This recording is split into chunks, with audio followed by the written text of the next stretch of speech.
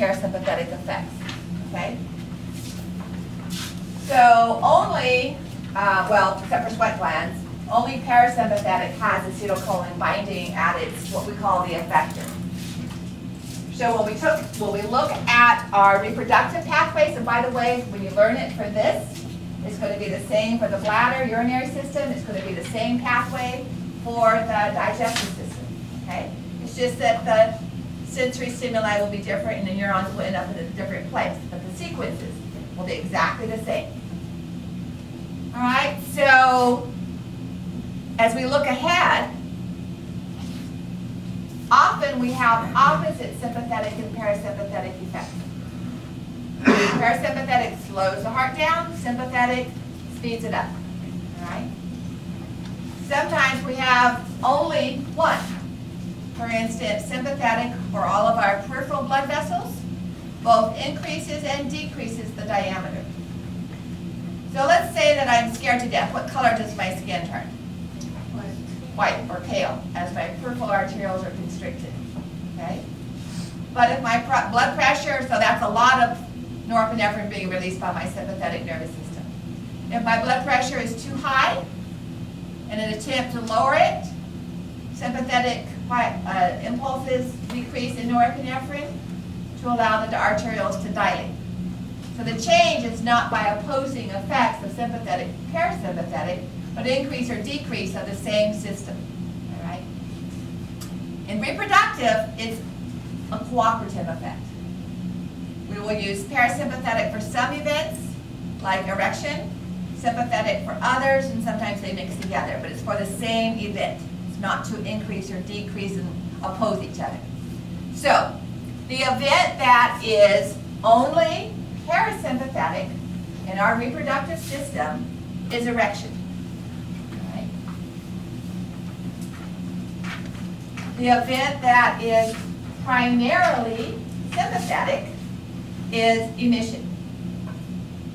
In fact, we'll just go for the fact that it's all sympathetic. Some textbooks will say both for some of the glands. We're just going to go with all sympathetic. So movement of the sperm through the vas deferens, activation of the seminal vesicles and its secretion, prostate gland secretion, bulbal urethral gland secretion is sympathetic. And then ejaculation is going to be both, plus voluntary. So ejaculation is the movement of the sperm through the urethra. When we move the sperm through the urethra, urine flow and contraction of the bladder, is that sympathetic or parasympathetic? Anybody remember? It gets a little tricky because we know people wet their pants when they're scared to death. But that's not the normal event. So digestion, bladder release is parasympathetic. All right?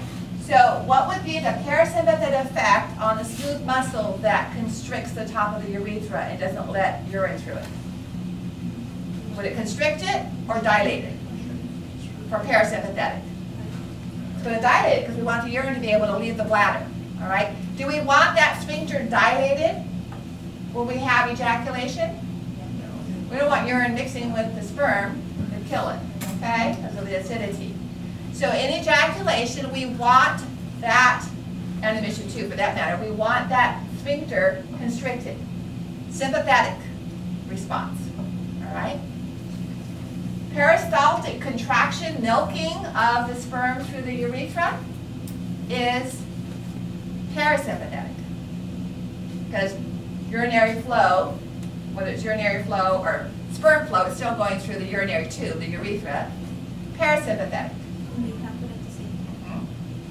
And then ejaculation is also increased, and the feeling of sexual excitement during orgasm is increased by contraction of our skeletal muscles, bulbospongiosis and ischiocavernosus, and that's a voluntary nerve. Okay, so that takes all three, both autonomics and voluntary, for ejaculation. So with that in mind, all right, you're all sitting on the edge of your seats, listening, you're focused. Let's look at how that works with this confusing diagram here. Okay? I'll go through the, well, let's see. Let me review you with sympathetic, okay, before we get to that. Everybody done with that series of that diagram there? Okay? Does the nicotinic and muscarinic transmitter? These are the type of receptors. So the nicotinic receptor would be on the postganglionic neuron. Okay? And the muscarinic receptor would be on the gland cell, like the secretory cell, the seminal vesicle, or on the muscle cell that's binding that. So that's a type of receptor that's binding to the chemical being released. All right, so it's always postsynaptic. All right, let me draw the same thing, but talking about sympathetic.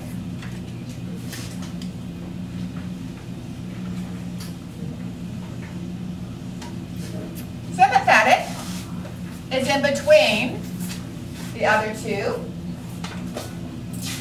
So what two regions of the spinal cord are associated with our sympathetic preganglionic? Thoracic and lumbar.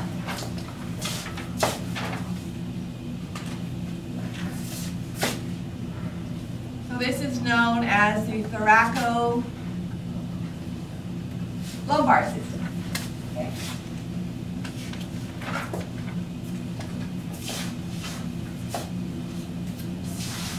So cell bodies of the preganglionic nerves, and they're both sides. I just drew it on one side for parasympathetic just for clarity, but obviously they're going to go on both sides.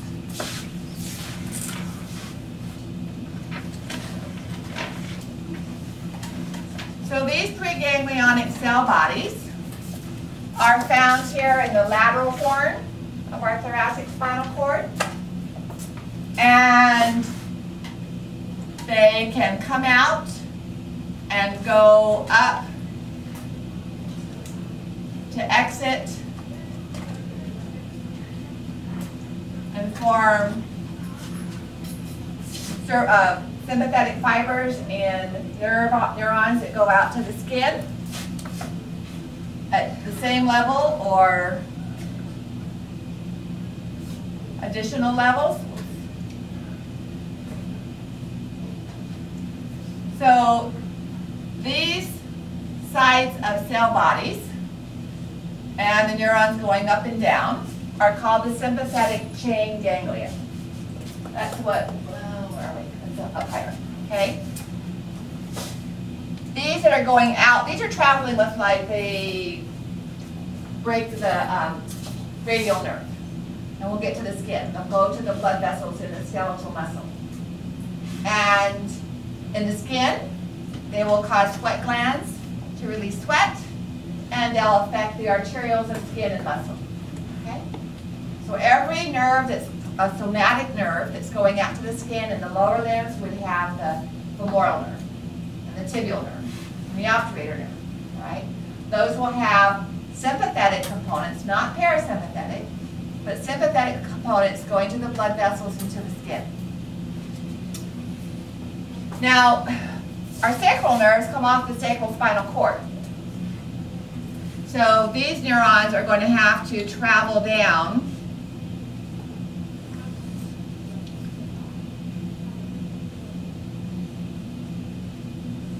to lower ganglia that are actually in the pelvis. Okay? So nerves, these ventral rami, that are below the lumbar level of the spinal cord can still get sympathetic nerves. Notice there's the preganglionic part is coming out of the lumbar or coming out of the thoracic level. But the postganglionic neuron is still found within that nerve. We have no connections here, but we do from the thoracic and lumbar regions. Okay? So those are one area supplied by sympathetic fibers. In addition, and let me just draw that diagram up here. So to illustrate, here's a preganglionic sympathetic neuron. This would be the lumbar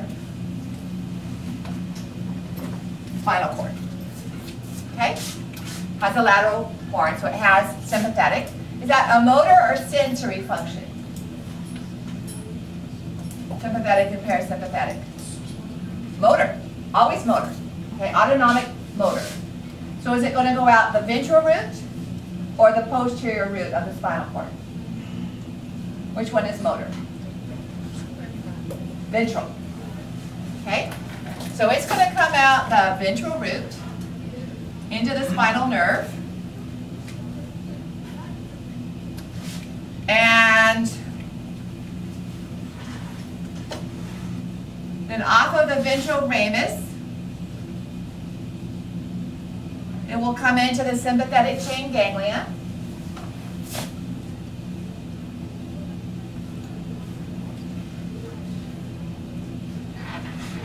And the postganglionic neuron will go out to skin or muscle. Okay. Does that make sense? Again, this is just supposed to be a review. I won't test you on this aspect. Now here's the sacral spinal cord.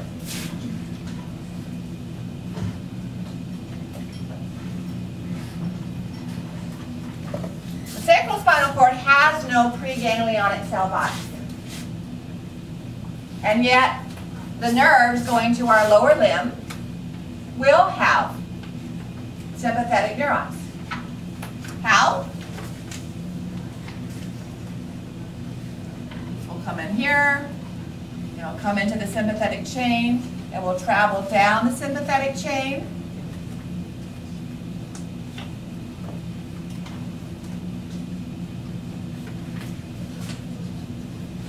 And go to the skin. Notice, no preganglionic neuron. Okay?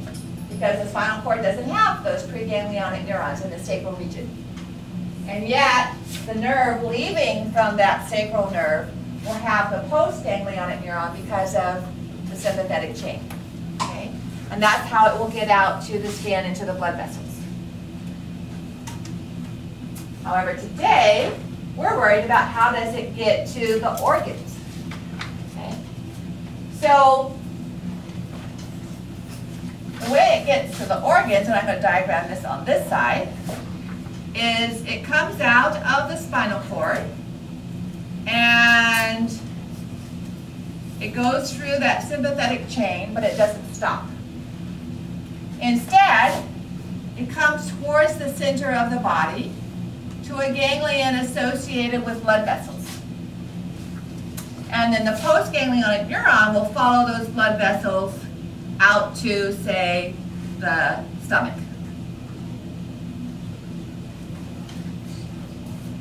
Okay? So it doesn't synapse in the chain, but it will come, and its ganglia are going to be here in front. So let me lower this image.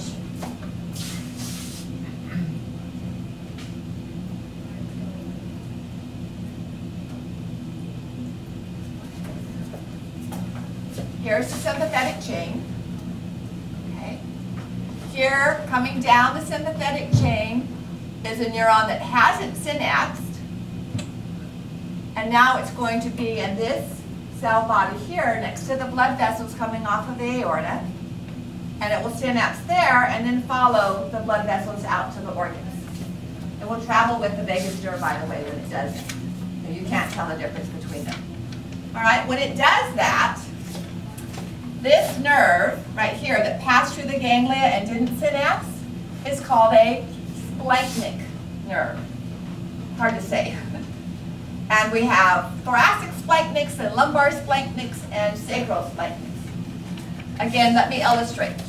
I'll do it on this side. So we're in the lumbar region. We have our preganglionic neuron. And it's going to not synapse, but it's going to come through the ganglia and out this splanchnic nerve to the blood vessel. And so this right here is a splanchnic nerve. Okay? It can do the same thing in the pelvis. So this could be a lumbar splanchnic. Higher up we have thoracic splanchnics, and we'll have a sacral splanchnics. Okay? So that's how the sympathetic neuron is going to come to. So it may come all the way down here and then go out. I'll trace that with you. So that's how we get it to the organ, okay? Where that we don't have the chain ganglia, but we have ganglia running along the blood vessel supply, the aorta. And the aorta doesn't go into the pelvis, right? It stops there at the top of the sacrum.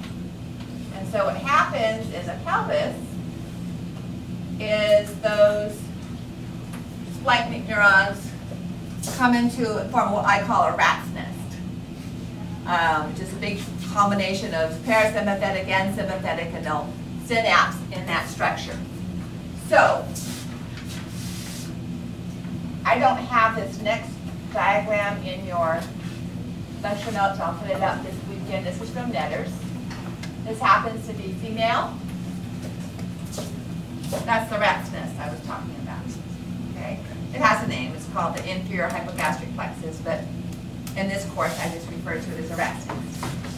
So, before we look at specific components, this is a sagittal section of the pelvic cavity. These are the openings in the sacrum. Remember the sacral foramina? All right. And so out of those openings, we have the ventral rami, the anterior branches of each of the sacral nerves. So that's what you're seeing here is sacral nerve 1, sacral nerve 2, sacral nerve 3, sacral nerve 4, coming out of the spinal cord and joining together to form the sciatic nerve as it exits the greater sciatic notch and goes down the back of the thigh. Okay? So this would be a ventral ramus right here of a sacral spinal nerve, because we're looking at sacral spinal cord. So on the left side, which is what we're looking at here, here would be a sacral ventral ramus.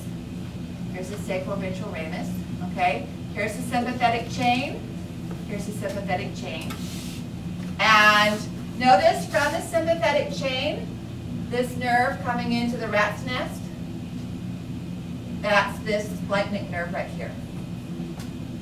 Okay? Coming out of the sympathetic chain, so if we follow it through, here's one right here, and it's coming into the rat's nest. Here's one right here, and it's coming into the rat's nest. Okay? Now you'll see one that's not, one that's going with the ventral ramus. That's what is happening right here, where it's coming out of the sympathetic chain and going with the ventral ramus out to the skin. So it's traveling with this ventral ramus, and it's going to go out to the leg, muscles of the leg and skin of the leg. The one that comes directly into the rat's nest is the one that's going to travel through here and go to our pelvic organs. Okay? All right. So,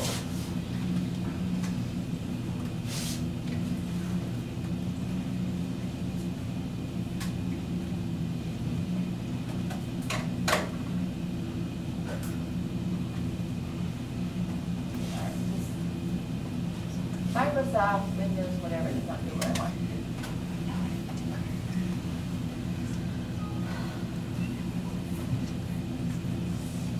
There we go. Now,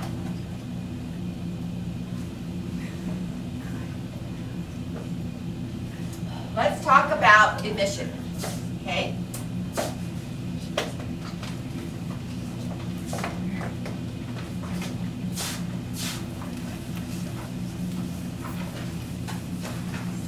Emission, erection, ejaculation are reflexes, which means that they have a sensory stimulus and a motor response.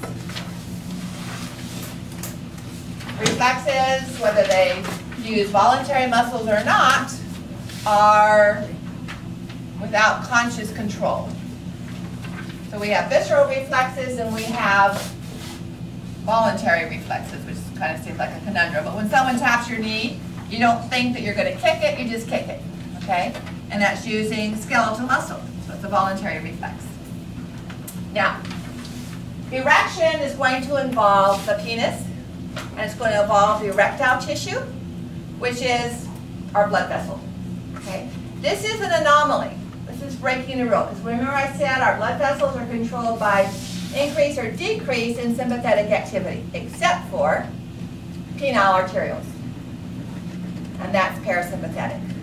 All right, so all the other blood vessels in your body are sympathetic, but the ones inside the penis are, and I don't know what switches like that, are done by parasympathetic. Okay, so I wrote this diagram to help students follow in the morning. Again, I do it during breaks with several students because it seemed less confusing than the, I didn't say not confusing, less confusing than the actual picture. Let me say here at the beginning, when you go back to study it this weekend, break it down into parts. Don't try to understand that whole mechanism. Look just at emission. And then draw and study just erection, or I don't care what order, or just ejaculation. I've laid them over each other so I can have them all up on the board, okay? But when you're studying it, follow each pathway on its own. Now, there are lots of different stimuli that can cause erection, okay? Visual, guy looking at a Playboy magazine, okay? Or thinking about his girlfriend or his wife coming home or whatever. We're going to look at sensory from touch. So the neurons are going to be in the glans penis or in the shaft of the penis. So we're going to not deal with the pathway that might start with rational frontal lobe aspects. So in that sense, I'm going to draw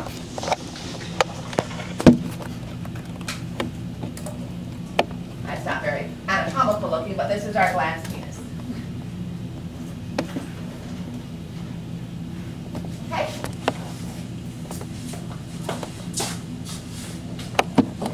So sensory neurons will travel from the glans penis. I don't remember what I used up here, but yeah, sensory was red. All right, sensory neurons are going to travel from the glans penis, and then I'll bring them in through our ventral rami here, to the posterior root ganglion. Remember, that's how sensory neurons get into the spinal cord. All right. And then they will go into the posterior gray horn. Now, unless this guy has his spinal cord transected, he will feel that, right? So just very briefly, this is going to cross over to the opposite side and go to the brain.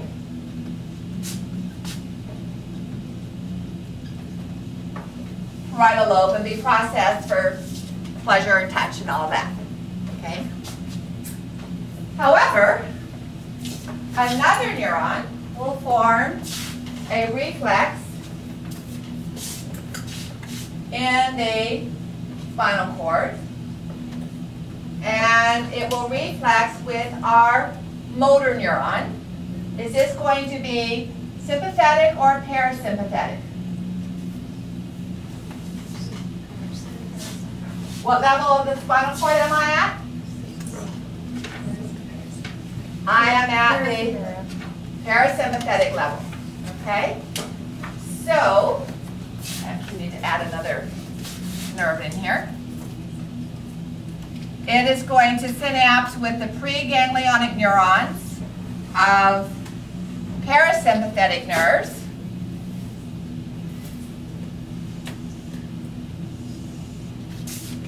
And that preganglionic neuron is motor. So it's going to go out my ventral root into the ventral rami. And it's not going to go into the sympathetic chain. All right, it's not part of the sympathetic chain. So it's going to come out and form a special neuron of just preganglionic parasympathetic fibers. And that's going to come into that rat's nest. But it's not going to synapse there. It's going to come into blood vessels of the penis along the shaft. I have it going to the glands, but all the way along, including the crus. All right? And in the wall of those blood vessels, it's going to form ganglia with the postganglionic neurons. These neurons coming off of each of the ventral rami are known as splanchnic nerves as well. They are called pelvic splanchnic nerves. It makes it really easy because pelvic splanchnic, the first letters of those two words are PS, parasympathetic. All right?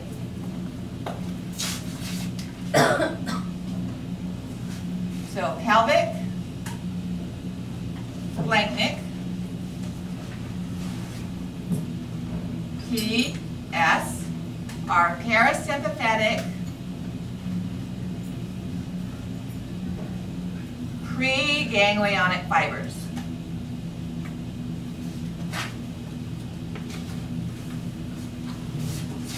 Now, let me show you that picture again. In fact, I'm just going to copy it so I don't have to switching back to that.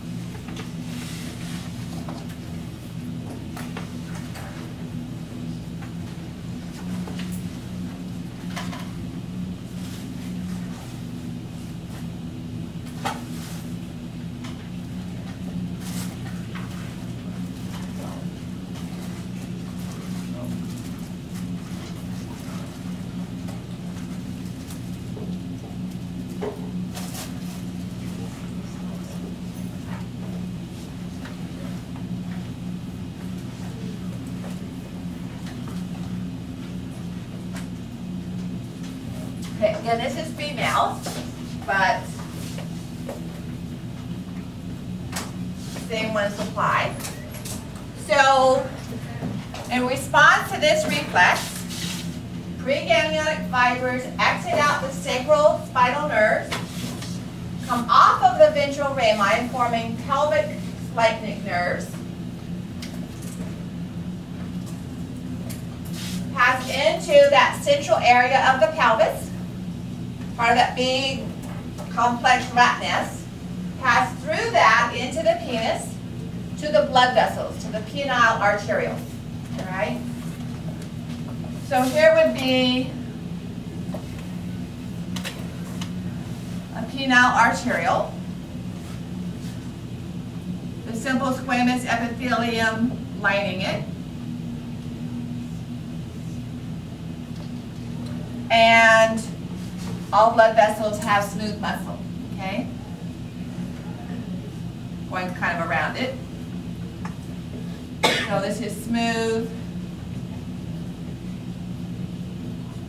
muscle cells.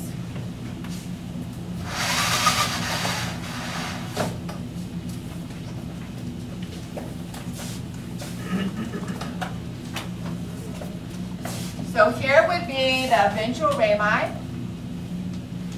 See this nerve coming out right here? Coming off the ventral ramus? That is the pelvic splanchnic. All right? Pelvic splanchnic, pelvic splanchnic, pelvic splanchnic. Coming right off of the ventral ramus. Sacral splanchnics, the sympathetic ones, are coming from the sympathetic chain. So that's how you can tell the difference is in their origin. Okay? Can you repeat the roadmap again of the nerve starting? From the spinal cord? Yeah. Or do you want me to start with sensory? Just sensory at Okay. the gland. So, glans penis, the shaft of the penis is being stimulated, all right, either via intercourse or masturbation. That sends sensory neuron impulses through these sensory neurons into the ventral rami of the spinal nerve, dorsal root ganglion, and posterior gray horn. For just the parasympathetic pathway that forms a reflex with the preganglionic parasympathetic motor neurons. And that's efferent because it's motor, all right? So that's going to go out, back to the spinal nerve again. This ventral ramus right here, each of these is a bundle of motor neurons and sensory neurons of the spinal nerve coming from each level. And so then it's going to leave that ventral ramus. And here where it's leaving is illustrated right here, right here, right here. So it comes off of that branch of the spinal nerve and goes into the rat nest here. Passes through it without stopping and goes into the penis itself. All right, so it's going into the penis to the blood supply, those penile arterioles. So if we draw that coming in, it comes in here to the simple squamous cells or endothelial cells that are lining the blood vessels.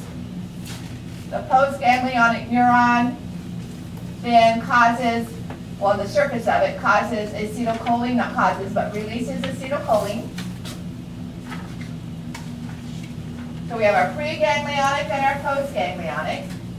The acetylcholine makes this cell synthesize a gas, which in just the last few years was recognized as acting as a hormone. We actually have, not hormone, but neurotransmitter. We actually have gases acting as a neurotransmitter. That gas moves out into the smooth muscle cell and causes those smooth muscle cells to relax.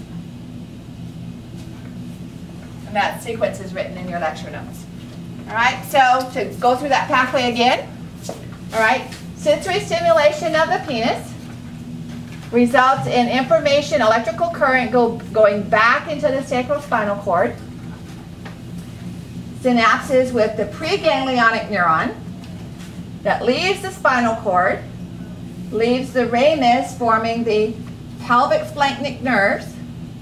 Those pelvic splanchnic nerves go into the penis, synapse with very short postganglionic nerves at the blood vessels. The cells lining the arteries release, the postganglionic nerves release acetylcholine, and that acetylcholine causes the cells lining the blood vessels to make the gas nitric oxide, and the nitric oxide causes the smooth muscle cells to relax. When those arterioles relax, what happens to their diameter? Bigger. It's bigger. All right, more blood flows into the penis. Can that blood leave? Nope, because those bigger arterioles have been collapsed by the dilated vessels, and the blood is trapped. That is erection. Okay. Now, let's say that you were riding your motorcycle, guys, and you got thrown from the motorcycle, broke your back, transected the spinal cord at T10. Okay? Thoracic level with spinal cord T10. Will you be able to feel sensory stimuli of the glans penis or the penile shaft? Yeah. No. Your spinal cord has been severed. Will you create sensory stimuli?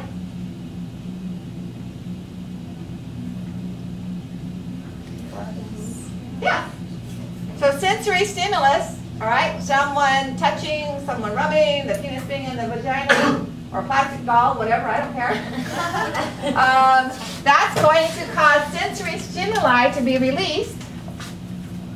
Okay, it's going to cause sensory receptors to be activated and the IPSB to be created and electrical chemical sent through the sensory neuron here. And it will travel up here until it reaches the point at which it was blocked. Will this reflex still work? Yes, it will. Guys that are paralyzed can have erections. They just can't feel it. They can't feel it. Okay? So they can have the work without the fun. a guy who is paralyzed, who is a paraplegic, not always, but it is theoretically and has occurred physiologically possible to have an erection, an emission, and ejaculation. All right, and to get his partner pregnant. That's what they desire. So when I was in nurses training, I had in the ER the very last weekend, I was graduating on Sunday, and Friday afternoon we were in ER observing. And they brought in a young man who had been thrown from his motorcycle because he left the kickstand down, went around the corner, and was thrown. So I was there while they were doing all the testing, and he gradually realized what it meant when he couldn't feel all of the test. On Saturday, I went back to visit him in the neurological intensive care, and they were all neurology patients, gunshot wounds, and a variety of things. And one of his, they were all in one room, which is sheets between them, hanging curtains. And was a guy that had been there a while, and the curtain was drawn around the bed while his wife was there for a conjugal visit. All in one room. Okay? But it fulfilled, it made him, as much as he would have wanted to have the entire experience, he was still able to have intercourse with his wife. Okay? He was still ejaculating. To have intercourse, he had to have an erection. And that is still, not always, okay, but the pathway is still there. That theoretically and many times it can still occur. All right? Now, in a female, the erection and, we'll talk about whether emission and ejaculation occur or not, occurs as well and is required for an orgasm, but certainly not for her to get pregnant. Okay? The erection is required for the guy to ejaculate and for the sperm to leak. The female can get pregnant whether or not she has an orgasm. So she still, if she was the one with the spinal cord injury, still would not, she would have an erection as well,